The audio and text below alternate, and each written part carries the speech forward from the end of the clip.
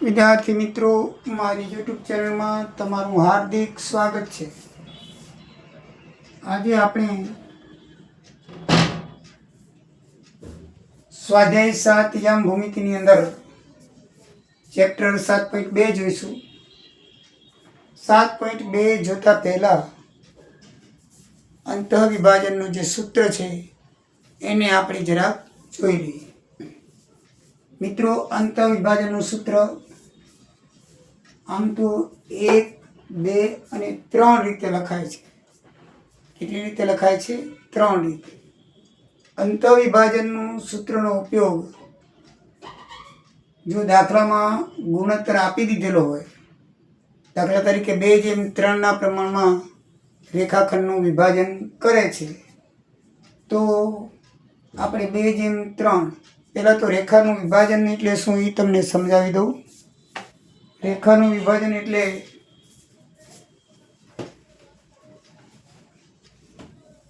દાખલા તરીકે કોઈ એક રેખા છે, આ AB, તો અહીંયા કોઈ બે બિંદુ છે P અને Q,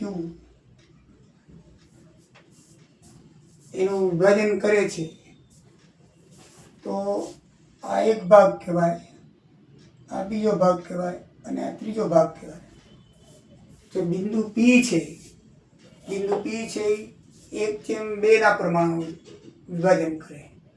એની આ બાજુ એક ભાગ છે, એની આ બાજુ બે ભાગ છે, એને 1:2 કહેવાય. પછી બિંદુ Q છે, એ 2:1 કહેવાય, 2:1 કહેવાય, કારણ કે આ બાજુ બે ભાગ છે અને આ બાજુ એક ભાગ છે. એટલે આ રીતે વિભાજન આપણે શોધવાનું હોય છે. કહેવાનો મતલબ એ કે જો તમે વિભાજનનો આંકડો આપી દીધેલો હોય 2:3, તો આપણે M1ની જગ્યાએ 2 અને M2ની જગ્યાએ 3 લેવાના. પણ માનો કે કોઈ ગુણોત્તર નથી આપેલો, તો આપણે ગુણોત્તર ધારવો પડે. તો બે ધારવાની રીત છે. એક તમે M1 અને M2 પણ ધારી શકો અને K1 પણ ધારી શકો. બંનેના જવાબમાં કોઈ ફરક આવશે નહીં. આમાં પણ 2:7, 2:7, 2:7, 2:7. તમને યોગ લાગે તે ગુણોત્તર તમે ધારી શકો છો. K1ના ગુણોત્તરમાં ધરાય અને M1, M2 પણ ધારી શકો છો. બરાબર છે? હવે બંનેમાં કેવી રીતે ધરાય તે જોઈએ. એટલે આ ક્યારે કરવાનું છે કે જ્યારે તમને ગુણોત્તરનું પ્રમાણ ન આપેલું હોય. તો ગુણોત્તરનું પ્રમાણ આપેલું હોય તો તમે M1ની જગ્યાએ 2 અને 3, 2 મૂકીને દાખલો ગણી શકો. એકદમ ઇઝી થઈ જશે. એ આપણે જોઈશું. પણ માનો કે ગુણોત્તર તમને ન આપેલું હોય તો આ એનું સૂત્ર છે, વિભાજનનું સૂત્ર.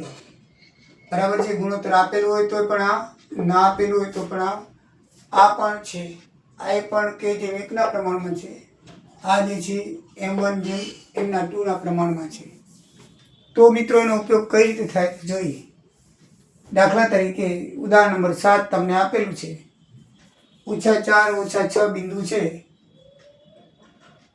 એ બિંદુ A અને બિંદુ B ને જોડતા રેખાખંડનો કયા ગુણોત્તરમાં વિભાજન કરે છે? આમ A અને આપણે P લીધું છે. બરાબર છે? A અને B ને કયા ગુણોત્તરમાં વિભાજન કરે છે? તો આપણે ગુણોત્તર શોધવાનો છે. તો તમે ગુણોત્તર આ ધારી શકો. ધારો કે ABનું M1, M2ના ગુણોત્તરમાં અંતઃવિભાજન થતું હોય તો એનું સૂત્ર આ લાગુ પડે. બિંદુ આપણને 4, 6 આપેલું છે. શું આપેલું છે? 4 અને 6. તો આપણે આ સૂત્રમાં અહીંયા 4 અને 6 લખી શકીએ. અને x2, x1, તો આને x2 કહેવાય. આ x2 અને x1. 2 એટલે બીજાનું, 1 એટલે પહેલાનું. તો 3M1, એમની કિંમત તો મૂકવાની નથી કારણ કે એમ આપણે ધારેલો છે. તો 3M1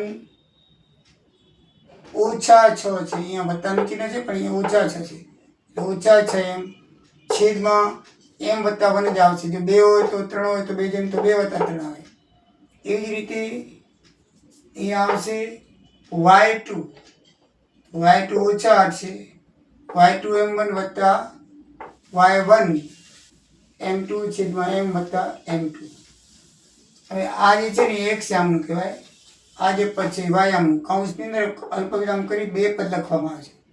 પહેલું પદ એક શ્યામ હોય છે, બીજું પદ વાયામનું. અહીંયા પણ જે પહેલો આંકડો હોય છે એ x નો હોય અને બીજો હોય y નો હોય. એટલે આ પદ બરાબર તમે -4 લઈ શકો અને આ પદ બરાબર તમે 6 લઈ શકો અને કિંમત શોધી શકાય. તો -4 બરાબર આ પહેલું પદ એક શ્યામનું અને 6 બરાબર વાયામની સામે વાયામ મૂકી દો, એક શ્યામની સામે એક શ્યામ મૂકી દો. ચોકડી ગુણાકાર કરીએ તો આ પદ અહીંયા ગુણાકારમાં આવી જશે, સામે આ રહેશે. એ રીતે વાયમાં પણ ચોકડી ગુણાકાર કરીએ તો 6 ની સામે આવી જશે અને આ પદ સામે જતું રહેશે. તો બંને તમે ગણો, બંનેનો જવાબ સેમ જ આવશે. તમારે પરીક્ષામાં કદાચ એક શ્યામ મૂકવો હોય તો એક કરીને જવાબ લખીશું, વાયામ ગણવાની જરૂર નથી. એક શ્યામ કરો કે વાયામ તો જવાબ સેમ જ આવશે. એટલે તમે પરીક્ષામાં આ તો મેં તમને ખબર પડે એટલા માટે બંને બાજુ ગણી છે. પરીક્ષામાં એક શ્યામ ગણો તો ભલે ચાલે, બરાબર છે. તો મિત્રો 4 × m1 4m ઓછા 4 × m2 ઓછા 4m, આ બે તો એમને એમ છે.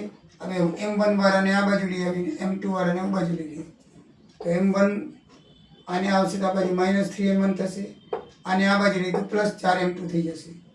તો -4 3m1 ને -3m1 m1 સજાતીય પદ કહેવાય, m2 સજાતીય પદ કહેવાય. 4m માંથી 4m2 બાદ ન થાય, m1 માંથી m1 બાદ થાય, 2 માંથી 2 બાદ થાય. તો 4m1 3m1 7m1 -4m2 માંથી +4m જાય તો -2m2 રહે.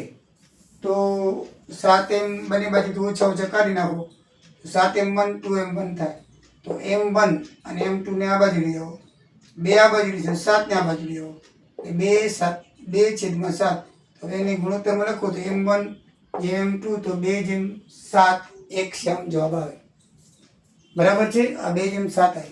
એવી તમે વાયામની પણ ગણતરી કરી શકો છો. અહીંયા જો હવે આપણે 8 આમને આ બાજુ લઈએ વત્તા 6 આમને આ બાજુ લઈએ તો ઓછા, તો 6 અને 8 14m1, 10 માંથી 4 જાય તો 4m1 m2. હવે m1 m2 લેવા હોય ગુણોત્તર તરીકે તો 14 નીચે જશે, 4m રહેશે. બરાબર, આ m2 આ બાજુ આવે એટલે ભાગાકાર, અહીંયા 14 આ બાજુ જશે એટલે એ ભાગાકારમાં આવશે. એટલે 2 છેદ ઉડાડો, 2 × 7 = 14 એટલે 2/7. તો m1 m2 બરાબર 2/7 આવે તો m1 જેમ m2 બરાબર 2/7 થાય. એટલે મિત્રો આ ઉદાહરણ નંબર 7 છે. તો કયો ગુણોત્તર શોધવાનો? તો કોઈ પણ ગુણોત્તર તમારે શોધવાનો હોય જો ગુણોત્તરનું માપ ન આપેલું તો m1 જેમ m2 ના ગુણોત્તર શોધીને કરી શકાય. અને તમારે k જેમ 1 ના ગુણોત્તર, ઘણી વખત દાખલામાં ક્યાંક k જેમ 1 કરેલું હશે તો k જેમ 1 કરવું હોય તો પણ તમે કરી શકો. બરાબર છે. કેવી રીતે? તો xy બરાબર પહેલું પદ k છે એટલે અહીંયા k મૂકવાનું, બીજું પદ m2 છે એની બદલે 1 મૂકવાનું, બીજું કાંઈ નથી. m2 ની જગ્યાએ m1 આવશે ને m1 ની જગ્યાએ k આવશે. સૂત્ર એનું એ છે. બાકી જો kx2 + 1x1 k + 1 એ k ધાર્યા છે તો k + 1 આવશે.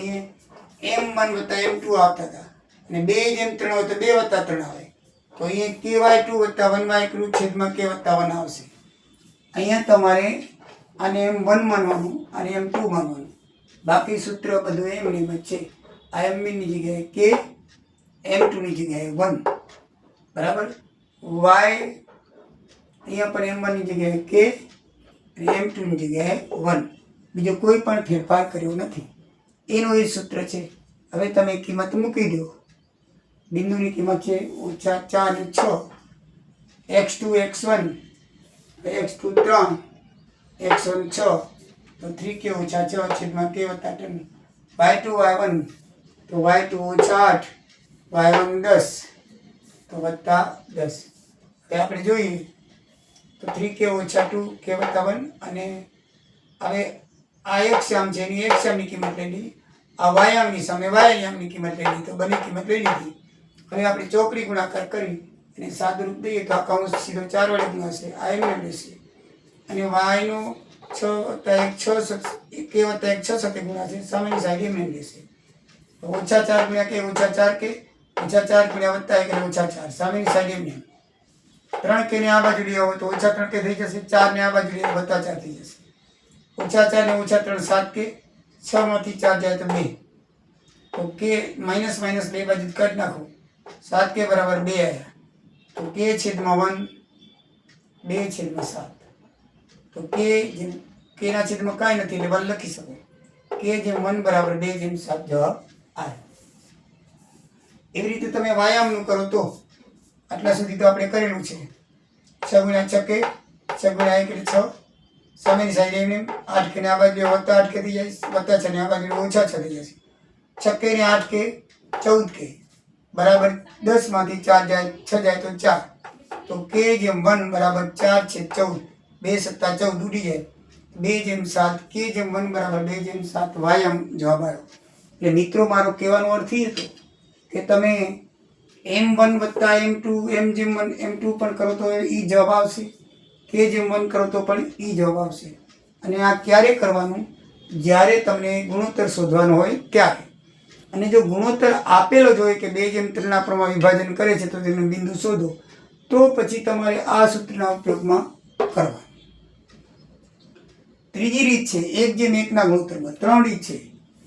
M1 જેમ M2 ના પ્રમાણમાં કરવાનું, કે જેમ 1 ના પ્રમાણે ગુણોત્તર કરવાનું, અને 1/1 ના ગુણોત્તરમાં કરવાનું. આ 3 રીતમાંથી આ 2 રીત સેમ છે, સેમ જવાબ આવશે. પણ ત્રીજી રીત આપણે કરવા જઈશું તો એ આખું સૂત્ર જ બદલી જશે, અને એ શું થઈ જશે? મધ્યબિંદુનું સૂત્ર થઈ જશે. તમે સૂત્ર આનું જ લઈશું, કાંઈ ફરક નહીં પડે. આપણે 1/1 તો x2 ની M1 ની જગ્યાએ પણ 1 અને M2 ની જગ્યાએ પણ 1 લો, x2 x1 એમને એમ રહેશે, y2 y1 એમને એમ રહેશે.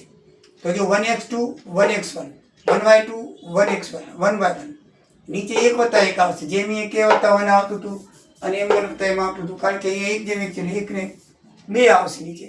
એ 1 ગુણો કે ન કરવો, એ બધું એક જ છે. 1 ને x2 એ ગુણો તો x1, અને એ x ને 1 વડે ગુણો તો x2 આવશે, બરાબર છે. હવે 1 2 આગળ પાછળ વત્તાનું ચિહ્ન છે લખી શકો. એ તમે x2 વત્તા x1 છે એને બદલે આપણે x1 વત્તા x2 લખીએ, એ y2 વત્તા y1 થાય તો એને બદલે y1 વત્તા y2 તમે લખી શકીએ. આડો અવળું પ્લસમાં ચાલે, માઇનસમાં ન ચાલે. એટલે આ સૂત્ર બિંદુ મધ્યબિંદુનું બની જાય છે. જ્યારે મધ્યબિંદુ શોધવાનું આવે કે મધ્યબિંદુના આયામ શોધો ને, ત્યારે તમારે x1 વત્તા x2 છેદમાં 2, y1 વત્તા y2 છેદમાં 2 એ મધ્યબિંદુનું સૂત્ર બની જાય છે. એટલે રેખાખંડનું અંતઃવિભાજન મિત્રો 3 રીતે થાય. M1 જેમ M2 ના ધારણે, કે જેમ 1 ના ધારણે, અને 1/1 ના ધારણે પણ કરી શકો તમે. પણ આ બેમાં જવાબ સેમ આવશે. આમાં એક કરવાથી આખું સૂત્ર ફરી જાય છે, મધ્યબિંદુનું બની જાય છે. એટલે મધ્યબિંદુઓના આયામ શોધવા હોય ત્યારે તમારે એ સૂત્ર લેવાનું છે. તો ઉદાહરણ નંબર 10 છે ને, એમાં મધ્યબિંદુના આયામ શોધવાના છે, આપણે જોઈ લઈએ. બરાબર, ઉદાહરણ નંબર 10 માં કીધું છે કે A 6 1 B 8 2 C 9 4 D P 3 છે. જો તે આ જ ક્રમમાં સમાંતર બાજુ ચતુષ્કોણના શિરોબિંદુ હોય તો P ની કિંમત શોધો. હવે જ્યારે તમારે અહીંયા બિંદુ P ની કિંમત શોધવાની છે D, બરાબર છે. સમાંતર બાજુના વિકર્ણો એકબીજાને પરસ્પર દુભાગે માટે જો આ AC બરાબર BD થાય. આપણે જે બિંદુ શોધવાનું છે એ બિંદુને સામસામે છેદ બિંદુનો ઉપયોગ કરવાનો છે, મધ્યબિંદુના આયામ શોધવાના છે. એટલે મધ્યબિંદુના આયામથી આપણે દાખલો એકદમ ઈઝી થઈ જાય, આવડો લાંબો ના થાય. જો મધ્યબિંદુ આપણને આપેલા હોય ને તો કોઈ જાતનો વાંધો જ ના આવે. આમાં મધ્યબિંદુથી આપણે આની કિંમત શોધી શકશું. નકે તો કેટલી બધી લાંબી વિધિ કરવી પડે, બરાબર છે. તો આમાં જ્યારે ચતુષ્કોણના માપ આપેલા હોય ત્યારે તમારે કોઈ પણ બિંદુ શોધવાનું હોય તો વિકર્ણના માપથી શોધી નાખવાનું. અને વિકર્ણનું માપ લેવું ત્યારે ચોરસના કે લંબચોરસના વિકર્ણો એકબીજાને દુભાગે છે, બે સરખા ભાગ પડે છે. કહેવાનો મતલબ એ મધ્યબિંદુ છે, દુભાગો એટલે મધ્યમાં દુભાગે છે. એટલે AC નું મધ્યબિંદુ સામે બરાબર BD નું મધ્યબિંદુ લઈ લો. તો AC નું મધ્યબિંદુ લઈએ, A અને C 6 9 છે, 6 + 9 4 + 1 આવી ગયું છેદમાં 2. એવી રીતે BD નું લ્યો, 8 + P અને 2 + 3 છેદમાં 2 આવી ગયું. તો અહીંયા 6 + 9 15 છેદમાં 2, 5 છેદમાં 2, અને આ બાજુ 8 + P છેદમાં 2 અને 2 + 3 છેદમાં 2. આ બે તો સરખા આવી ગયા. એટલે એ આપણે કંઈ કરવાની જરૂર નથી. આપણે તો આ પી શોધવાનું છે, તો આ પહેલાની સામે એક્સની સામે એક્સની કિંમત મૂકી દો, વાયની સામે વાયની તો બરાબર આવી ગઈ. તો એક્સની સામે 15 ની સામે આની એક્સની કિંમત મૂકી દો. તમને ખબર છે કે આ એક્સએમ વાયમ એક્સએમ વાયમ છે, એક્સએમ વાયમ એક્સએમ વાયમ બરાબર છે. તો એક્સની સામે એક્સની કિંમત મૂકી દીધું, ચોકડી ગુણાકાર કરો આમ, તો 15 દુ 30 અને આને બધી ચોકડી ગુણાકાર 2 × 8 16 ને 2 પી થશે. 30 માંથી 16 જાય તો 14 2 પી, તો 14/2 બરાબર પી, 2 × 7 14, તો પી બરાબર 7 જવાબ આવે મિત્રો. કેટલો જવાબ આવશે? 7. તો આ રીતે મધ્યબિંદુના યામ શોધવાથી થઈ શકે. હવે આ કે જેમ એકના પ્રમાણમાં ઉદાહરણ નંબર 9 નો દાખલો તમારે માનો કે આ રીતે નથી ગણવો અને કે જેમ એકના પ્રમાણ આ રીતે ગણો તો થઈ જશે, પણ માનો કે જેમ એકના પ્રમાણમાં ગણવો છે. આપણે y અક્ષ એ બિંદુઓ P 6 અને 1 4 ને જોડતા રેખાખંડનું કયા ગુણોત્તરમાં વિભાજન કરે છે તે જણાવો. હવે મિત્રો જ્યારે y અક્ષનું નામ તમને એમ થાય કે જેમ એકના ગુણોત્તરના સૂત્રનો ઉપયોગ ક્યારે કરવો, 1:1 ના ગુણોત્તરના સૂત્રનો ઉપયોગ ક્યારે કરવો અને m1 m2 ના સૂત્રનો ઉપયોગ ક્યારે કરવો. તો જ્યારે y અક્ષ ને x અક્ષ આપેલું હોય ત્યારે હંમેશા તમે k/1 ના ગુણોત્તરનું લઈ અને તમે દાખલો ગણજો, અને મધ્યબિંદુના ગુણોત્તર આપેલા હોય ત્યારે હંમેશા 1:1 ના એટલે કે x1 + x2 લઈને તમે દાખલો ગણજો. અને તમે y અક્ષ કે x અક્ષનું નામ ન આપેલું હોય અને ગુણોત્તર શોધવાનો હોય તો m1 ને m2 ના સૂત્રના ઉપયોગથી મધ્યબિંદુ આપણે બિંદુઓના યામ શોધી લીધો. પડી ખબર? આ ત્રણેય સૂત્રનો ઉપયોગ ક્યારે કરવાનો? નંબર 1 તમને ગુણોત્તર શોધવાનો હોય બરાબર છે, અને x અક્ષ છે y અક્ષ એવું કાંઈ ના લખેલું હોય તો m1 + m2 એ પ્રમાણે સૂત્રનો ઉપયોગ કરો. અથવા તો તમે ગુણોત્તર આપી દીધો એમ બિંદુ શોધવાનું હોય તો પણ આ સૂત્રનો ઉપયોગ થાય. આ સૂત્ર બેમાં કામ આવે, ગુણોત્તર શોધવામાં પણ કામ આવે અને બિંદુ શોધવામાં પણ, બિંદુના યામ શોધવામાં પણ કામ આવશે. એટલે પેલું 2:3 કીધું હતું, 2 એટલે m1, 3 એટલે m2, એટલે જ્યાં જ્યાં m1 લખેલા ત્યાં 2 3 મૂકી દેવાના આવે. એટલે આ સૂત્ર 2 વાર વપરાશે, કે જો ગુણોત્તર શોધવાનું હોય તો પણ વપરાય અને બિંદુના યામ શોધવાના, ગુણોત્તર આપી દીધો હોય અને બિંદુના યામ શોધવા તોય પણ વપરાય. બરાબર છે મિત્રો?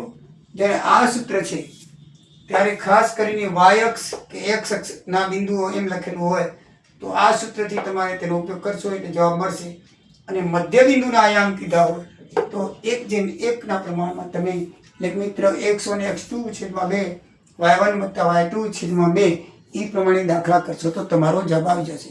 ક્લેરિફિકેશન થઈ ગયું મિત્રો સૂત્રોનું? હવે તમને સૂત્રમાં ઓમ ન થવું જોઈએ કે કયું સૂત્ર ક્યારે વપરાય અને ઘડીક આ સૂત્ર વપરાય છે ઘડીક આ સૂત્ર વપરાય છે, કન્ફ્યુઝન ન થવાય એટલા માટે મેં તમને ક્લેરિફિકેશન કરી દીધું. તો y અક્ષનું કીધું છે તો આપણે k/1 ના પ્રમાણમાં કરીએ. y અક્ષે બિંદુઓ 5 6 અને 1 4 ને જોડતા રેખાખંડનું કયા ગુણોત્તરમાં વિભાજન કરે? તો ધારો કે k/1 ના ગુણોત્તરમાં વિભાજન કરે છે તો આપણે -k + 5 k+1 k+1 એટલે કે આ પ્રમાણે બરાબર છે, આની પ્રમાણે k2 1 1 તો k2 બરાબર છે, આપણે 1:1 ના પ્રમાણમાં લેવાનું છે બરાબર. તો હવે આપણે -k + 5 અને k+1 -k પેલું કયું લેવાનું? -k એટલે આ x2, -k એટલે -1 × k એટલે -k થાય, આ x2 x1 આવી છેદમાં k+1, પછી y2 -4k અને y1 -6 બરાબર મિત્રો. તો એ રીતે આપણે એનું વિભાજન પ્રમાણે એનું કિંમત લખી બરાબર. હવે આપણે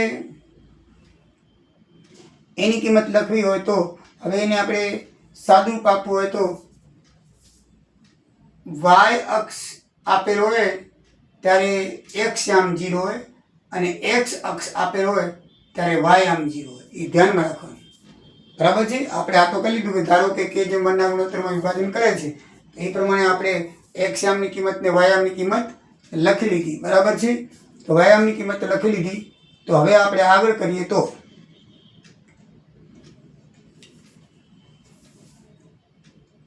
વાય અક્ષ છે તો એક્સ આમ 0 હોય તો એક્સની કિંમત સામે તમે 0 મૂકી શકો. એક ખબર પડે આપણને એક્સ આમ 0, એકની આ એક્સની કિંમત સામે તમે 0 મૂકી ક્રોસ મલ્ટીપ્લાય કરો.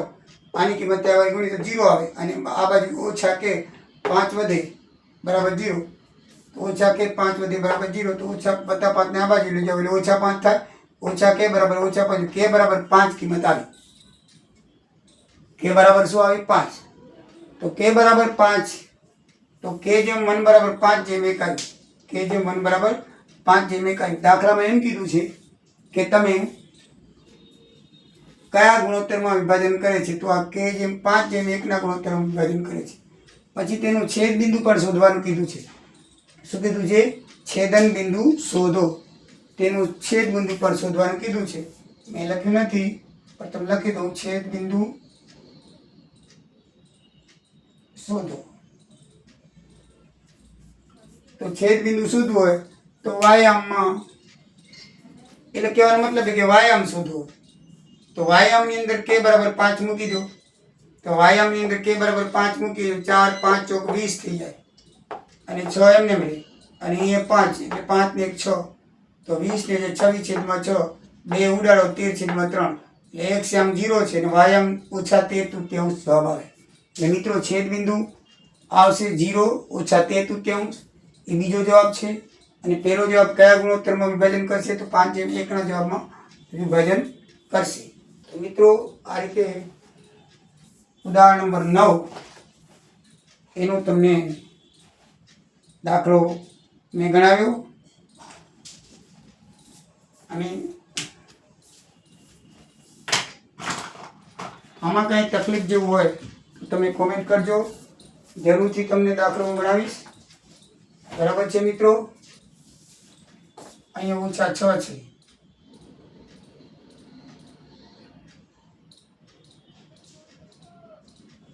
તો આ રીતે તમારા ઉદાહરણ નંબર 7, ઉદાહરણ નંબર 9 અને ઉદાહરણ નંબર 10 3 થયા. 3 ઉદાહરણ થયા. અને વધારાની અંદર મેં તમને કયું સૂત્ર ક્યારે વાપરવાનું એ તમને જણાવ્યું. બરાબર છે મિત્રો? આમ તો તમે ગમે તે સૂત્ર આ બેમાંથી વાપરી શકો છો, પણ ખાસ કરીને વાય અક્ષ એક્સ અક્ષ લખ્યું હોય ત્યારે આ સૂત્રનો ઉપયોગ કરજો. જરૂરથી તમારો જવાબ આવી જશે. અને બીજી વાય અક્ષ એક્સ અક્ષ ન લખેલું હોય તો આ સૂત્રથી ઉપયોગ કરજો. અને મધ્યબિંદુના આયામ શોધવાનું હોય ત્યારે આ સૂત્રનો ઉપયોગ કરજો, તો તમારો જવાબ આવી જશે. બરાબર છે મિત્રો? તો નેક્સ્ટ વિડીયોમાં આગળના દાખલા કરશું. જય સિયારામ, જય દ્વારિકાધીશ.